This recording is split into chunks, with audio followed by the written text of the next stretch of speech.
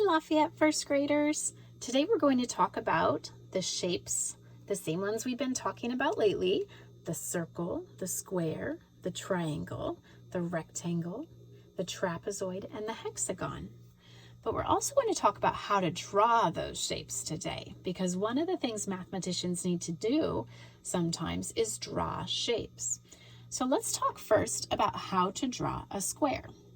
You can start a square by making an L shape.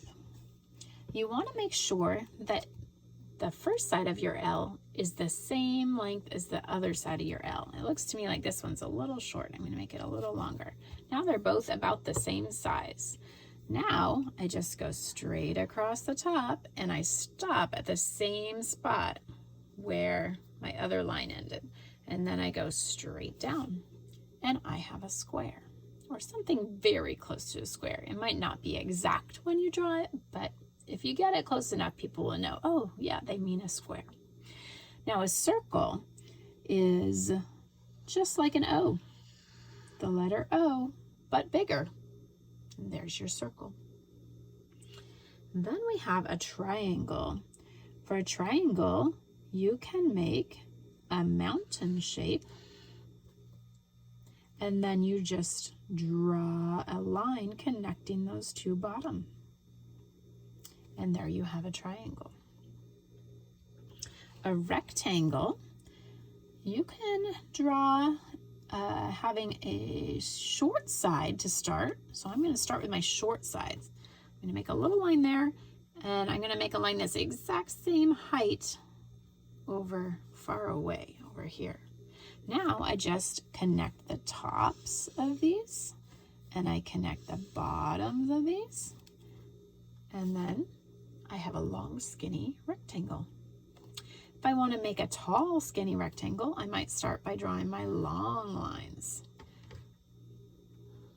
And I draw two long lines that are starting at the same spot at the top and they're stopping at the same at the bottom. And then I go across the top and across the bottom. And there we go, a tall skinny rectangle. And then a trapezoid. Wow, this one is fancy. The trick to drawing a trapezoid is first you draw the line across the bottom. It's longer. It doesn't actually even have to be the bottom, but first you start with a long line. And then you make a smaller line up top. And you try to have about the same amount of this line sticking out over here as is sticking out over there.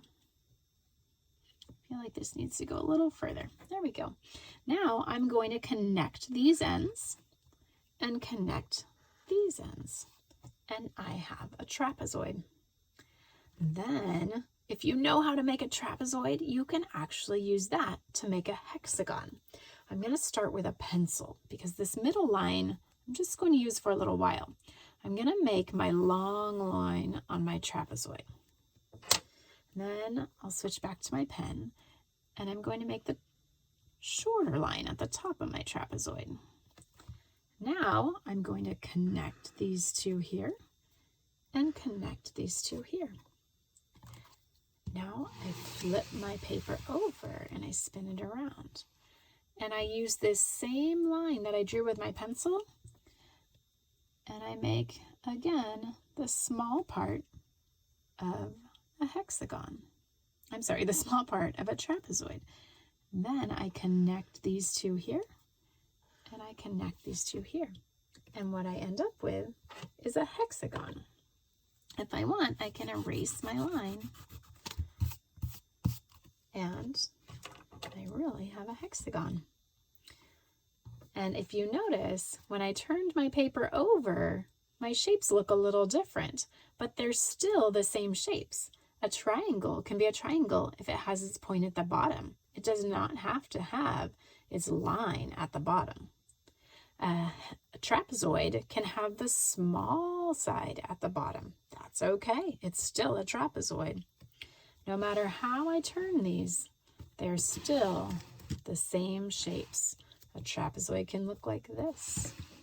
A hexagon can look like this or like this. A rectangle can look like that. It's okay, no matter which way they're facing. Now there are some fancy shape names here. And first graders, sometimes it gets confusing because triangle and rectangle are really similar words. They both end with angle. So I have a trick for the way I try to remember triangle for myself. Now I always think, okay, I have a triangle, and then I drew a little guy in the triangle, and he's in there and he's trying to get out. He's trying and he's pushing up, up, up, up with his hands, trying to open that top peak of the triangle. He's going up, up, up, trying. He is in a triangle. This is the word triangle, and it sounds the same as the word try. So I like to remember the guy trying to get out of a triangle, and that helps me remember the shape triangle. Now for rectangle, it has a different beginning. It has rectangle. So I like to think of a rec for rectangle. And it sounds like the word wreck, like get in a car wreck or wreck my bike or something. Now, this big truck is mainly a big rectangle. Those semi trucks you see out on the freeway, they're really big rectangles on the sides of them. So I think of the rectangle driving down the road like a semi-truck, and oh no, there's a big rock in front of the truck, and oh no, it smashes, it gets in a wreck. Oh no, the rectangle is in a wreck. This can help you remember. This is the shape rectangle. Lastly, we have the trapezoid. Trapezoid is a really fancy shape, and it has a funny name that is really tricky to remember. So to help myself remember trapezoid, I always think, what if we trapped a zoid? A zoid like an alien from outer space. If we trap the zoid in our trapezoid.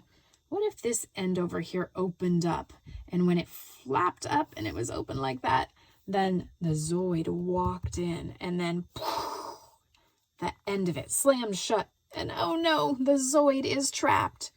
He is in a trapezoid. That's a great way to remember the name of the shape trapezoid.